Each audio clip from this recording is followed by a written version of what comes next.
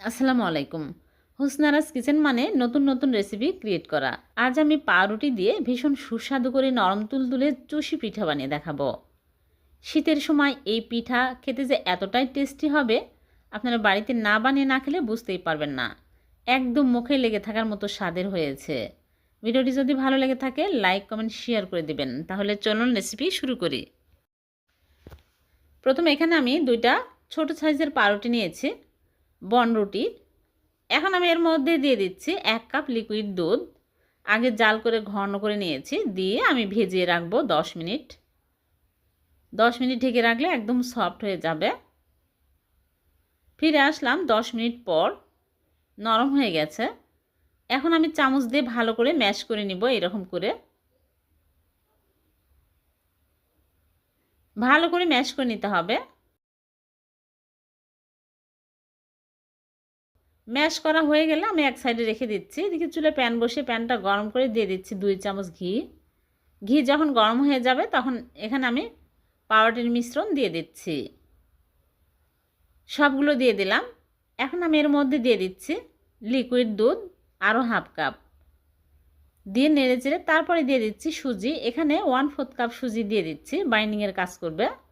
দিয়ে নেড়েচেড়ে শক্ত করে নিব। একটু সময় নিয়ে ভালো করে নেড়েচেড়ে শক্ত করে নিতে হবে। যখন এরকম শক্ত হয়ে আসবে তখনই চুলা থেকে নামিয়ে নিতে হবে। ঠান্ডার পরে আরও শক্ত হয়ে যাবে।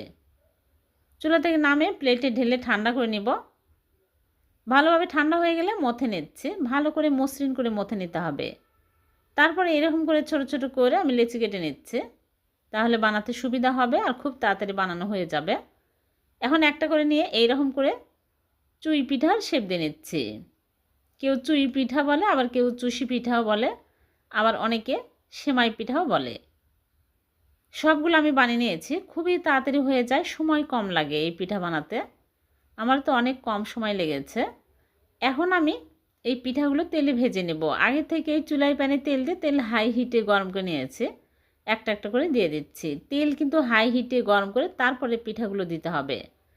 একবারে দিব না, 2 ব্যাচে ভাজবো। দিয়ে একটু লাল লাল হয়ে আসলেই তুলে নেব। বেশি ভাজা যাবে না, তাহলে গলে যাবে। স্কিনগুলো যখন একটু হালকা কালার আসবে তখনই তুলে নিতে হবে। হয়ে গেছে, এরকম কালার হলেই তুলে নিচ্ছি।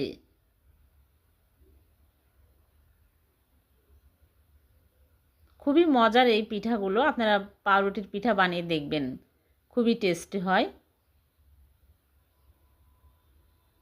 সবগুলো আমি ভেজে তুলে নিয়েছি।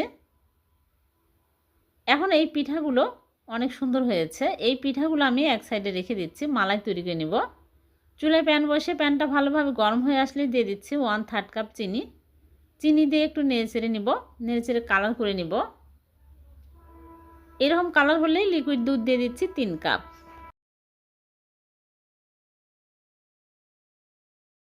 তারপরে আমি 2টা এলাচ দিয়ে দিচ্ছি। আর এখানে চিনি পরিমাণ মতো দিতে হবে, যে যেরকম মিষ্টি পছন্দ করেন। এখানে চিনি দিয়ে দিচ্ছি 1/4 কাপ। চিনি দিয়ে ভালো করে নেড়েচেড়ে কিছুক্ষণ জাল করে নেব। হয়ে গেছে। এখন আমি চুলা থেকে নামিয়ে পিঠার উপরে দিয়ে দিচ্ছি। এই পিঠাগুলো জাল করার প্রয়োজন নাই, তাহলে গলে যাবে। পিঠার উপরে দিয়ে আমি আধা ঘন্টার মতো রেখে দিব। আধা ঘন্টা পর আমি পিঠা আপনাদেরকে দেখাচ্ছি কতটা মজার হয়েছে এই পিঠাগুলো। পাউরুটি দিয়ে এইভাবে পিঠা বানিয়ে দেখবেন। এই চুই পিঠাগুলো খেতে যে এতটাই টেস্টি হবে, অন্যান্য পিঠার চেয়ে এই পিঠা বেশি টেস্টি হয়েছে। আর খুবই সহজ বানানো, একদম নরম তুলতুলে হয়েছে আর খুবই টেস্টি হয়েছে। ভিডিওটি ভালো লাগলে লাইক কমেন্ট শেয়ার করতে ভুলবেন না। চালের গুঁড়া দিয়ে রসমালাই পিঠা। এই পিঠা দেখতে যেমন সুন্দর, খেতে কিন্তু তেমনই মজার হয়। একদম নরম তুলতুলে, খুবই সুস্বাদু। খুব সহজে কিন্তু বানানো হয়ে যায়। আশা করছি আপনাদের ভালো লাগবে। তাহলে চলুন দেখে নেই।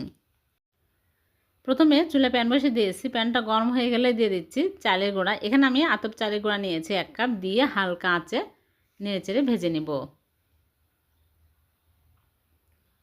একদম হালকা আঁচে ভেজে নিতে হবে, খেয়াল রাখতে হবে পুড়িয়ে যেন লাল হয়ে না যায়।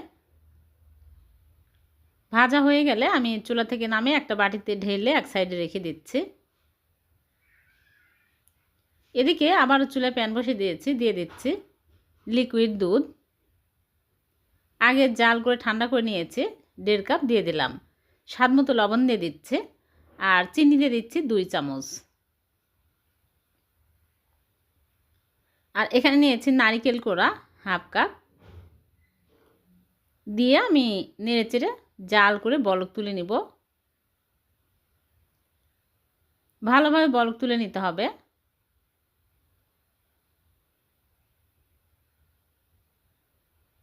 ভালোভাবে বলক চলে আসছে। এখন আমি চালের গুঁড়াগুলো দিয়ে দিচ্ছি।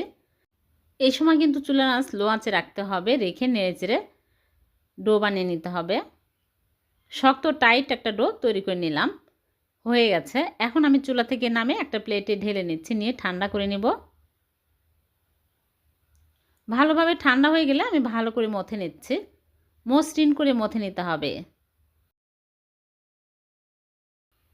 মথা হয়ে গেলে আমি হাতে ঘি লাগিয়ে নিয়েছি, নিয়ে এরকম করে ছোট ছোট করে রসমালাই পিঠার শেপ দিয়ে নিচ্ছি। এইরকম করে সবগুলো বানিয়ে নিব, একদম ছোট ছোট করে বানিয়ে নিচ্ছি। খুবই মজার হয়, এইরকম করে আপনারা বাড়িতে পিঠা বানিয়ে দেখবেন, খেতে দারুণ স্বাদের হয়। সবগুলো বানানো হয়ে গেলে আমি এক সাইডে রেখে দিয়ে চুলায় প্যান বসিয়ে চিনি দিয়ে দিচ্ছি 1/4 কাপ। চিনি দিয়ে নেড়েচেড়ে সুন্দর কালার আসলে আমি দিয়ে দিচ্ছি লিকুইড দুধ। লিকুইড দুধ দিয়ে আমি নেড়েচেড়ে ক্যারামেলের সাথে ভালো করে জাল করে বরক তুলে নিব।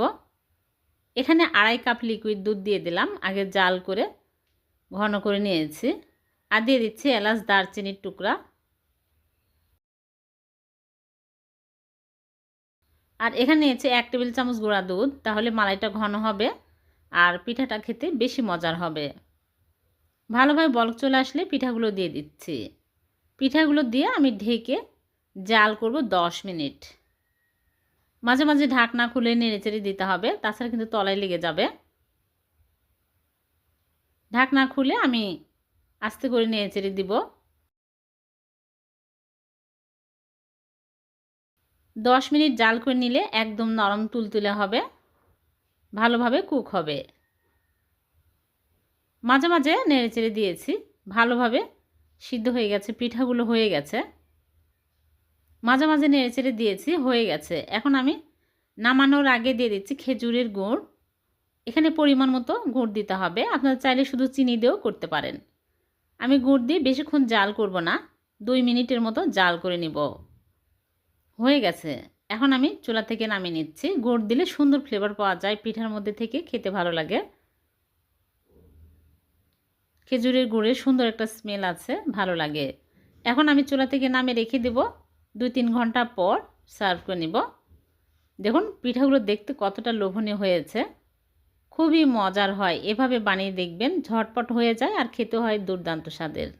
এখন আমি পরিবেশন করে নিচ্ছি।